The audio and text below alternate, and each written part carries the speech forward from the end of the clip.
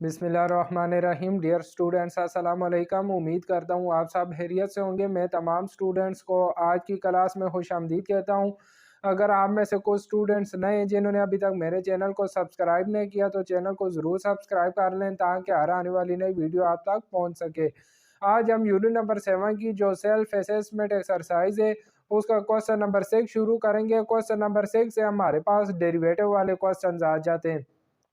उम्मीद करता हूँ कि आप में से बहुत सारे स्टूडेंट्स को पहले भी डेरिवेटिव का कुछ कंसेप्ट होगा। देखिए, डेरिवेटिव वाले क्वेश्चन के लिए हमारे पास पहले कुछ रूल्स ऑफ डेरिवेटिव है जो आपको पता होना ज़रूरी है, तभी आप जो डेरिवेटिव वाले क्वेश्चन हैं उनको आसानी से सॉल्व कर सकते हैं। फर्स्ट रूल हमारे पास आ जाता है पावर रूल।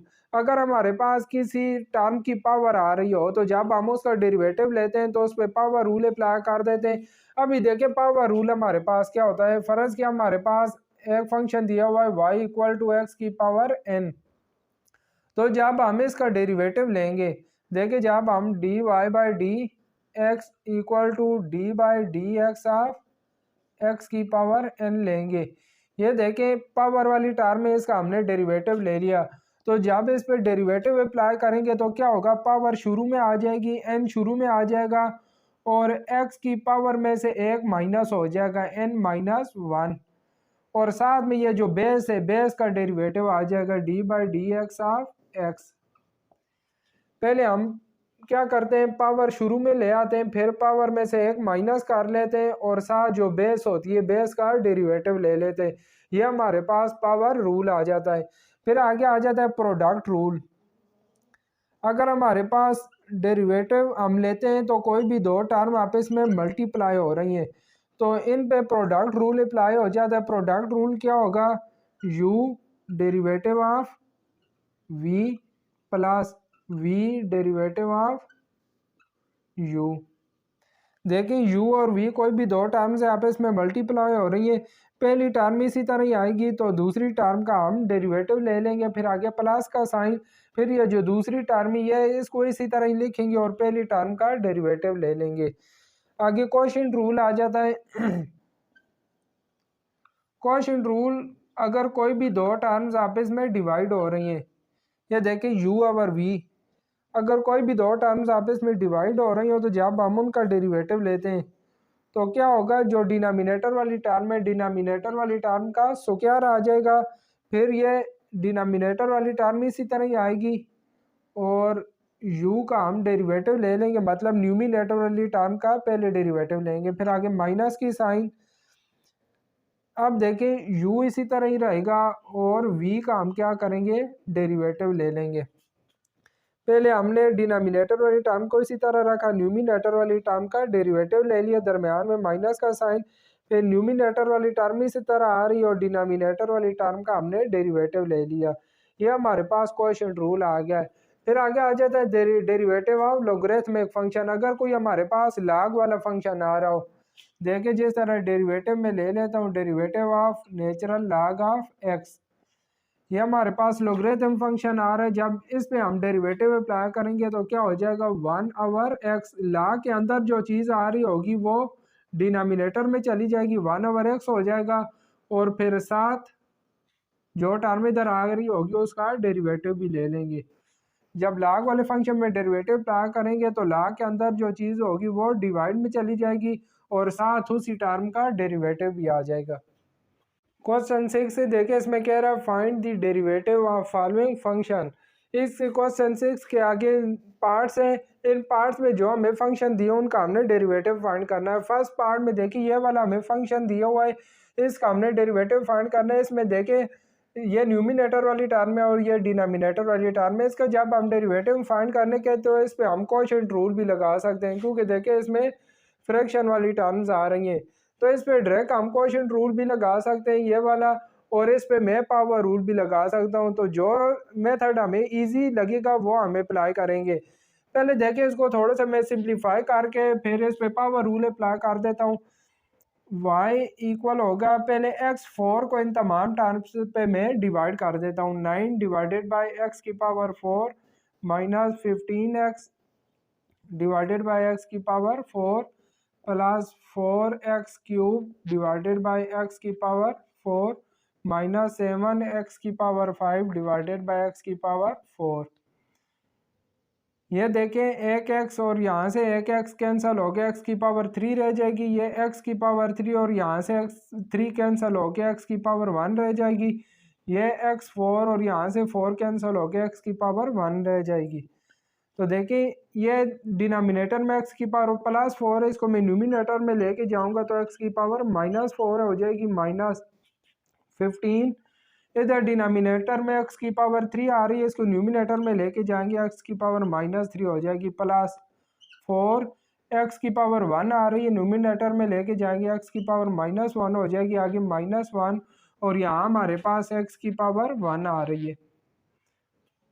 अब मैंने इन तमाम टर्म्स का डेरिवेटिव ले लेना, ये हमारे पास y आ रहा है। जब मैं डेरिवेटिव लूँगा तो लेफ्ट साइड पे dy/dx हो जाएगा इक्वल टू राइट साइड पे d/dx ऑफ 9x की पावर -4 -15 x की पावर -3 प्लस 4x की पावर -1 और -7x।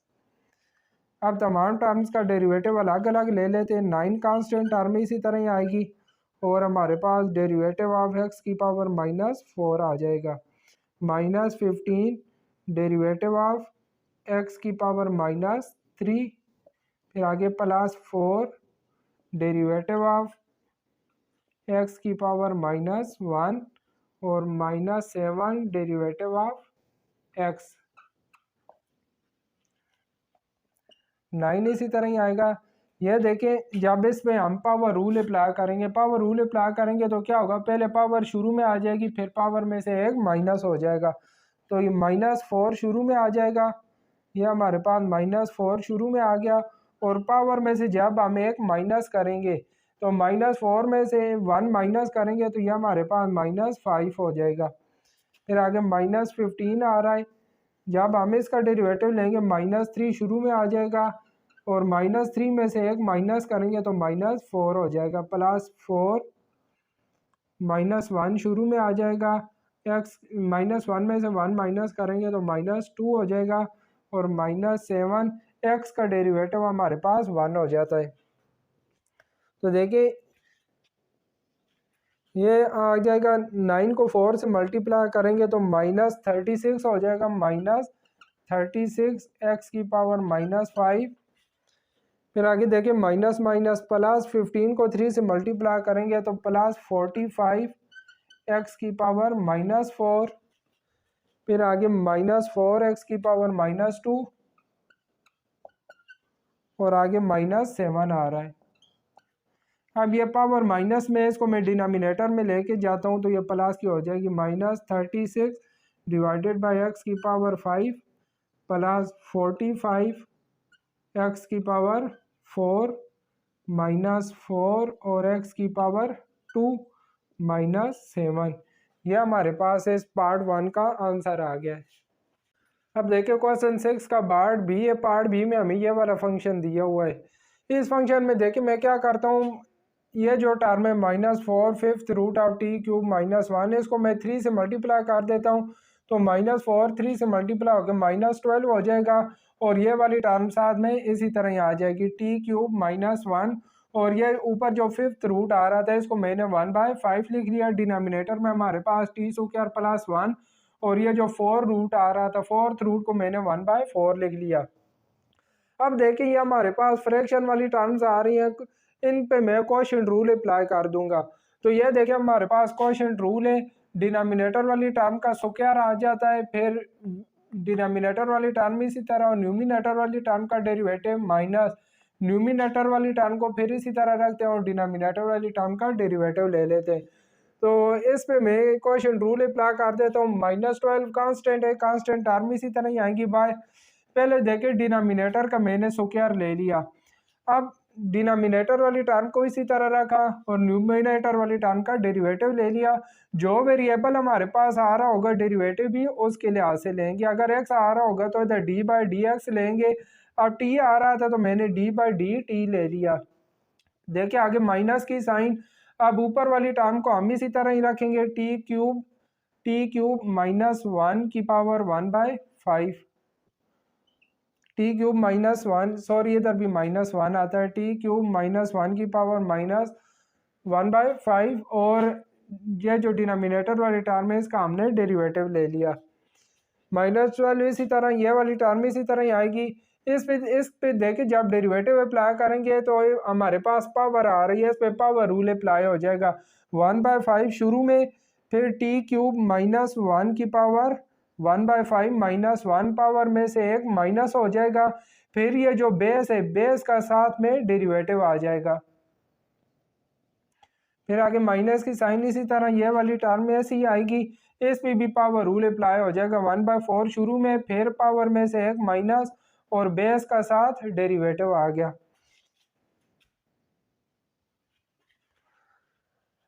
अब ये टर्म इसी तरह ही आएगी। 1/5 भी इसी तरह 1/5 में से 1 को माइनस करेंगे तो ये हमारे पास -4/5 हो जाएगा। इधर हमने एलसीएम लेना है, देखें 1/5 माइनस 1 है तो इनका हम एलसीएम लेते हैं, एलसीएम 5 आ जाएगा।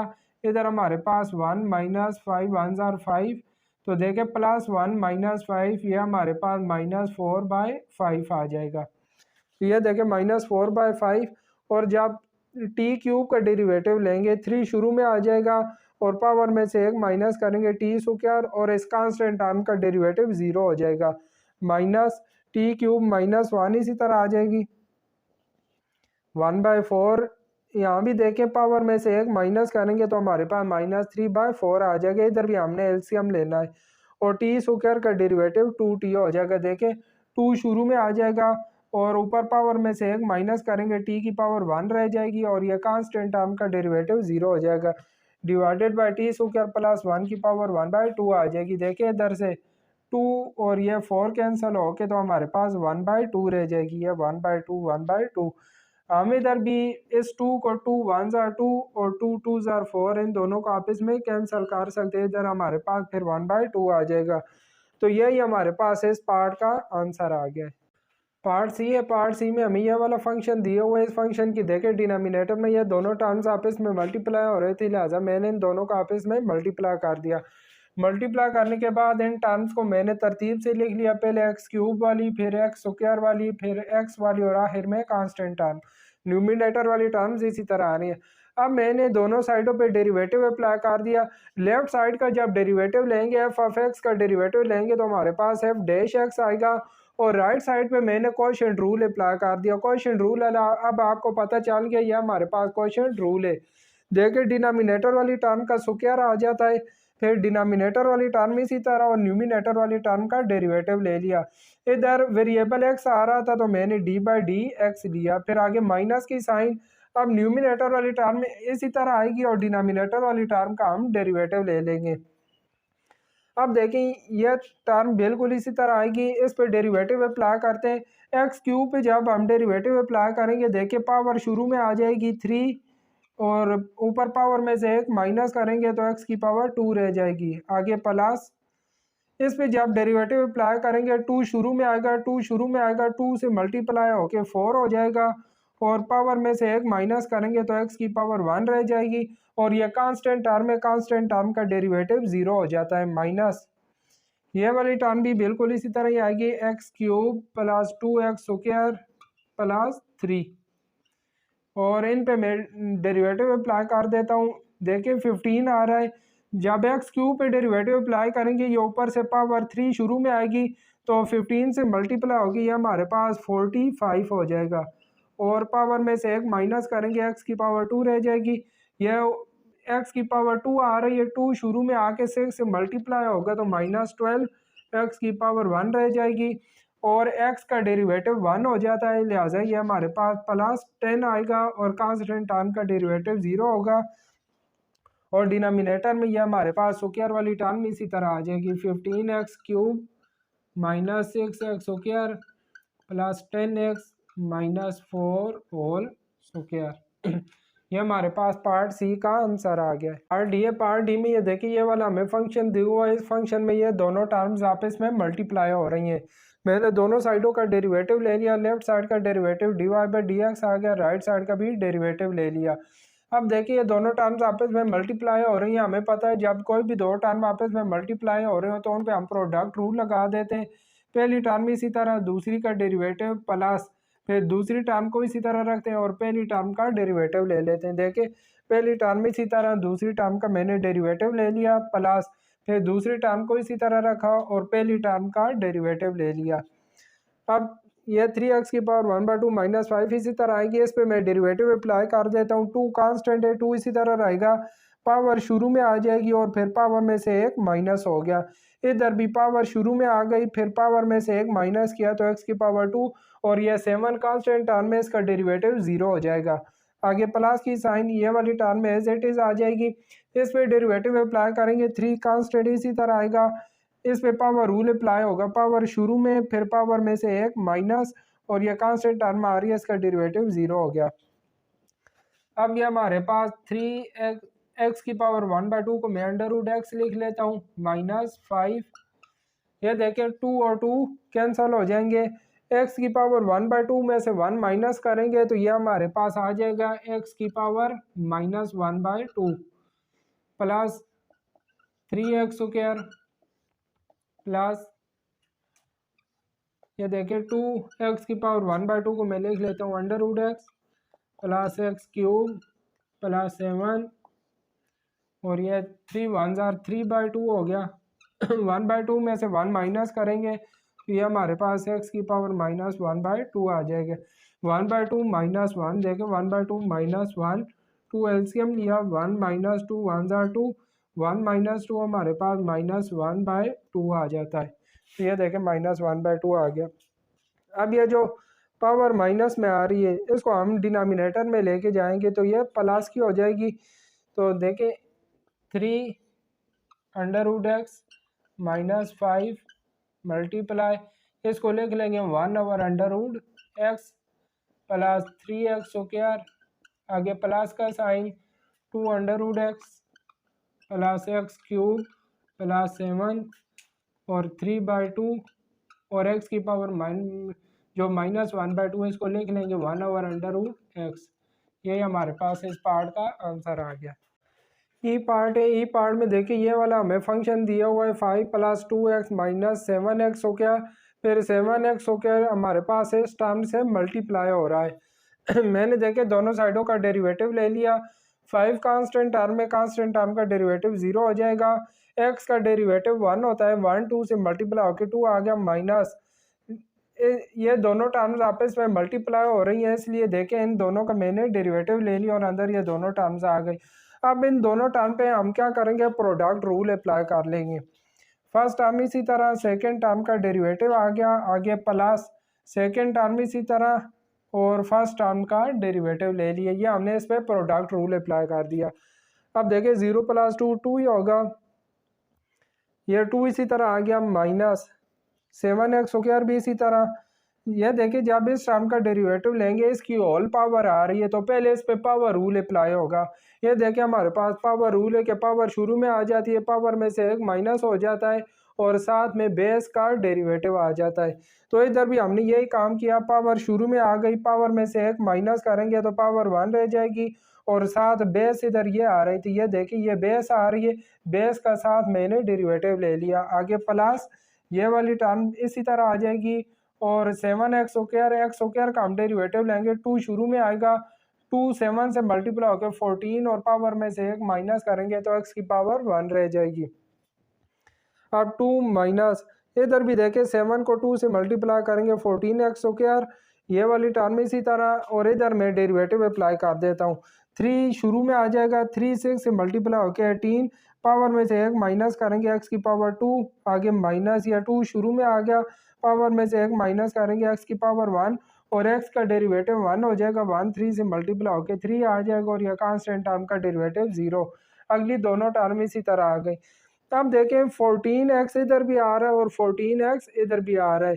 इसी तरह देखें 6x cube minus x square plus 3x plus 5 इधर भी आ रहा है और इधर भी आ रहा है, इसलिए दोनों टर्म से यह चीज़ मैंने कॉमन ले ली। देखें 14x और ये वाली टर्म मैंने कॉमन ले ली, इधर हमारे पास x रह जाएगा और यह ये वाली टर्म कॉमन चली गई और ये वाली टर्म मैंने लिख लिया। आगे प्लस का साइन, देखे इस टर्म का सुक्यार आ रहा था, सुक्यार में से एक टर्म मैंने कॉमन ले ली और ये वाली टर्म देखे इसी तरह लिख दी और 14x भी हमने कॉमन ले लिया था। तो ये हमारे पास पार्ट ई का आंसर आ गया है। देखिए पार्ट एफ है, पार्ट एफ में इस टर्म के ऊपर हमारे पास फिफ्थ रूट आ रहा है। फिफ्थ रूट को मैंने 1/5 लिख लिया, अंदर हमारे पास क्वेश्चन टर्म आ रही है। अब देखिए इस टर्म पे हम पहले पावर रूल अप्लाई करेंगे और साथ में ही क्वेश्चन रूल भी अप्लाई होगा। एक यह तरीका भी है इस क्वेश्चन को सॉल्व करने का। दूसरा तरीका जो है लॉग वाला तरीका है कि हम दोनों साइडों पे नेचुरल लॉग ले लें, इधर नेचुरल लॉग ऑफ y आ जाएगा, इधर भी हम नेचुरल लॉग ले लेंगे, पावर लॉग के शुरू में आ जाएगी और इन दोनों टर्म्स का लॉग अलग अलग कर लेंगे। इस क्वेश्चन को मैं क्वेश्चन वाले तरीके से सॉल्व करता हूँ, फिर इससे अगला जो पार्ट है जी पार्ट, उसको मैं नेचुरल लॉग वाले तरीके से सॉल्व कर दूंगा क्योंकि पार्ट एफ और पार्ट जी दोनों सेम है। अब देखें दोनों साइडों का मैंने डेरिवेटिव ले लिया। यह देखें लेफ्ट साइड पे dy/dx, राइट साइड का मैंने डेरिवेटिव लिया। पहले पावर रूल अप्लाई होगा।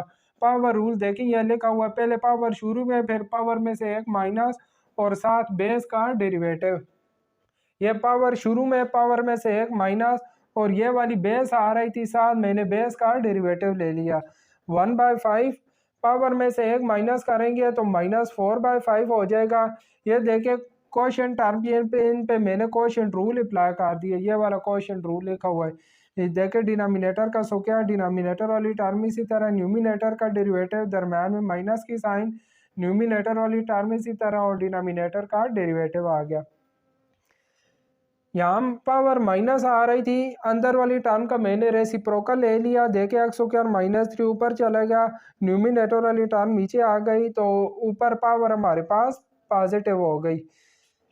अब देखें x² -3 इसी तरह 8x² का हम डेरिवेटिव लेंगे तो ये हमारे पास 16x होगा क्योंकि 2 शुरू में आके 8 से मल्टीप्लाई हो जाएगा और पावर में से एक माइनस करेंगे, x की पावर 1 रह जाएगी और कांस्टेंट टर्म का डेरिवेटिव 0 हो जाएगा।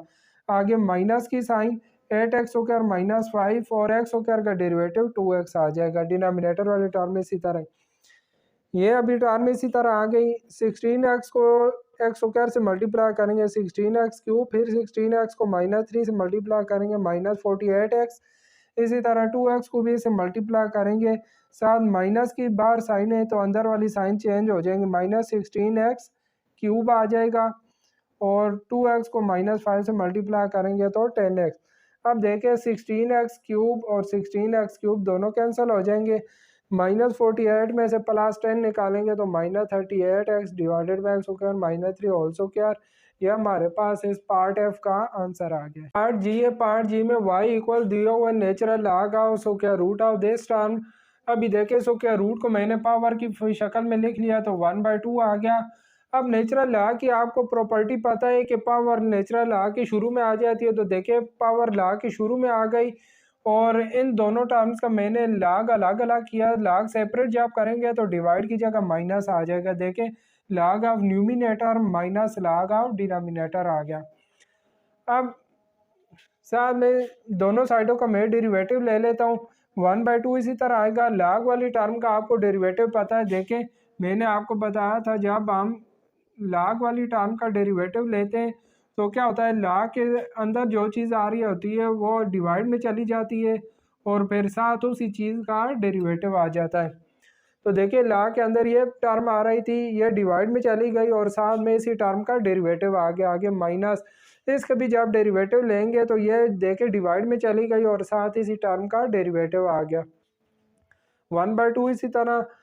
अब देखिए 1/दिस टर्म इसी तरह आएगी, इसका जब डेरिवेटिव लेंगे पावर शुरू में आ जाएगी, पावर में से एक माइनस करेंगे तो x की पावर 3, इधर भी 2 शुरू में आगे 2 से मल्टीप्लाई हो जाएगा और पावर में से एक माइनस करेंगे x की पावर 1, यह कांस्टेंट टर्म है, इसका डेरिवेटिव 0 हो जाएगा। आगे माइनस की साइन, यह टर्म एज इट इज़ आ गई, 4 शुरू में आ जाएगा, 4 में से एक माइनस करेंगे तो x की पावर 3 और यह कांस्टेंट टर्म है, इसका डेरिवेटिव 0 हो जाएगा। देखिए इस टर्म को मैंने 1 से मल्टीप्लाई किया तो ये आ गई माइनस, इस टर्म को 1 से मल्टीप्लाई किया तो ये आ गई। तो यही हमारे पास इस पार्ट जी का आंसर आ गया है। पार्ट एच में देखिए हमारे पास एक्सपोनेंशियल फंक्शन आ रहा है, ई की पावर हमें दी हुई है मैंने दोनों साइडों का डेरिवेटिव ले लिया। लेफ्ट साइड का derivative D Y by D X होगा, राइट साइड में D by D x of E की पावर आ गई है। अब देखिए एक्सपोनेंशियल फंक्शन का जो हमारे पास डेरिवेटिव होता है, इसका जब हम डेरिवेटिव लेते हैं तो पहले एक्सपोनेंशियल फंक्शन इसी तरह आ जाता है, मतलब ई की पावर एक्स है तो ई की पावर एक्स इसी तरह आ जाएगी और साथ में पावर का डेरिवेटिव आ जाएगा। तो देखिए इस पे भी जब मैंने डेरिवेटिव अप्लाई किया, पहले ई की पावर इसी तरह आ जाएगी, देखिए ई की पावर ये पूरी चीज़ इसी तरह आ गई और साथ में ये जो पावर आ रही थी ई की, उसका हमने डेरिवेटिव ले लिया। अब ई की पावर ये तमाम चीज़ें इसी तरह आ जाएगी। इसका जब डेरिवेटिव लेंगे, 3 शुरू में आएगा, 3 3 ज़ार 9, पावर में से 1 माइनस करेंगे 2 रह जाएगा, 2 9 से मल्टीप्लाई होकर 18, पावर में से 1 माइनस करेंगे एक्स की पावर 1, इधर एक्स का डेरिवेटिव 1 हो जाएगा, 1 2 से मल्टीप्लाई होकर 2, यह कांस्टेंट टर्म है, इसका डेरिवेटिव 0 हो जाएगा। अब इस टर्म को मैं शुरू में लिख लेता हूँ, देखिए इसको शुरू में लिख लिया, साथ ही की पावर ये चीज़ इसी तरह आ गई। यह हमारे पास इस पार्ट का आंसर आ गया है। पार्ट आई है, पार्ट आई में देखें natural log of this term दी हुई है, ये दोनों टर्म्स आपस में मल्टीप्लाई हो रही हैं। तो आपको पता है अगर कोई टर्म मल्टीप्लाई हो रही हो, जब हम उनका लॉग सेपरेट करते हैं तो उनके दरमियान प्लस की साइन आ जाती है। देखिए इनका लॉग मैंने सेपरेट कर दिया, natural log of this term the multiply की जगह प्लस की साइन आ जाएगी और natural log of second term आ गई। सेकेंड टर्म के ऊपर पावर आ रही थी, पावर ला के मैंने शुरू में लगा ली। अब इस दोनों टर्म में डेरिवेटिव ले लेता हूँ। तो मैंने आपको पहले बताया कि जब हम लोगरिथम फंक्शन का डेरिवेटिव लेते हैं तो लॉग के अंदर जो चीज़ आ रही होती है वो डिवाइड में चली जाती है और साथ उसी टर्म का डेरिवेटिव आ जाता है। देखिए natural log of x square plus 4 था, एक्स स्क्वायर प्लस 4 डिवाइड में चला गया और साथ में एक्स स्क्वायर प्लस 4 का डेरिवेटिव आ गया। यह 2 इसी तरह इस टर्म का जब हमने डेरिवेटिव लिया तो देखिए ये टर्म डिवाइड में चली गई और फिर साथ इसी टर्म का डेरिवेटिव आ गया। अब एक्स स्क्वायर का डेरिवेटिव 2x आएगा, 4 का डेरिवेटिव 0 प्लस ये वाली टर्म इसी तरह आ गई। यहाँ पे डेरिवेटिव लेंगे, 3 शुरू में आएगा, पावर में से 1 माइनस करेंगे एक्स की पावर 2, एक्स का डेरिवेटिव 1 होगा, 1 8 से मल्टीप्लाई होकर 8 या कांस्टेंट टर्म है, इसका डेरिवेटिव 0 हो जाएगा। अब 2x को 1 से मल्टीप्लाई करेंगे 2x, इस 2 को इन दोनों टर्म से मल्टीप्लाई करेंगे क्योंकि देखिए ये इसे मल्टीप्लाई हो जाएगी। तो 2 3 ज़ार 6 एक्स हो गया, 2 8 ज़ार 16 डिवाइडेड बाई ये टर्म इसी तरह। तो ये हमारे पास पार्ट आई का आंसर आ गया है। जे पार्ट है, जे पार्ट में देखिए ये वाला हमें फंक्शन दिया हुआ है, इस फंक्शन में कांस्टेंट की पावर हमें वेरिएबल दी हुई है। हमने फाइंड क्या करना है, एफ डैश ऑफ 1 और एफ डैश ऑफ 5 फाइंड करना है। यहाँ पे जो एफ डैश है ये डैश डेरिवेटिव का शो कर रहा है, तो एफ डैश ऑफ 1 फाइंड करने के लिए पहले हमें एफ का डेरिवेटिव फाइंड करना होगा। इस फंक्शन का हमने डेरिवेटिव फाइंड करना है। तो डेरिवेटिव फाइंड करने के लिए देखिए मैं क्या करता हूँ, पहले मैंने दोनों साइडों पे नेचुरल लॉग ले लिया, लेफ्ट साइड का भी नेचुरल लॉग और राइट साइड का भी मैंने नेचुरल लॉग ले लिया। ये natural log of F of x तो इसी तरह आ गई। यहाँ पे देखें 5 की ये पावर आ रही थी, आपको पता है लॉ की प्रॉपर्टी के पावर लॉ के शुरू में आ जाती है। तो ये देखें नेचुरल लॉग आ रही है, जो ऊपर पावर है ये पावर इस लॉ के शुरू में आ गई और हमारे पास नेचुरल लॉग ऑफ 5 आ गया। अब मैं दोनों साइडों का डेरिवेटिव ले लेता हूँ, लेफ्ट साइड का भी देखें मैंने डेरिवेटिव ले लिया, राइट साइड का भी डेरिवेटिव। यह जो नेचुरल लॉग ऑफ 5 है हमारे पास, यह कांस्टेंट टर्म है क्योंकि देखिए इसमें कोई भी वेरिएबल नहीं आ रहा, लिहाजा कांस्टेंट टर्म इसी तरह आ जाएगी और यह जो x square natural log of x है इस पे हम डेरिवेटिव अप्लाई कर देंगे। लेफ्ट साइड का मैंने डेरिवेटिव लिया, आपको पता है जब नेचुरल लॉ का हम डेरिवेटिव लेते हैं तो लॉ के साथ जो चीज़ होती है वो डिवाइड में चली जाती है, फिर उसी का साथ में डेरिवेटिव आ जाता है। देखें एफ ऑफ एक्स डिवाइड में चलेगा, फिर एफ ऑफ एक्स का डेरिवेटिव आ गया, यह natural log of 5 as it is आ गया। इन दोनों टर्म का जब हम डेरिवेटिव लेंगे देखिए ये दोनों आपस में मल्टीप्लाई हो रही हैं, एक्स स्क्वायर और नेचुरल लॉग ऑफ एक्स आपस में मल्टीप्लाई हो रही हैं, तो इन दोनों पे प्रोडक्ट रूल अप्लाई हो जाएगा।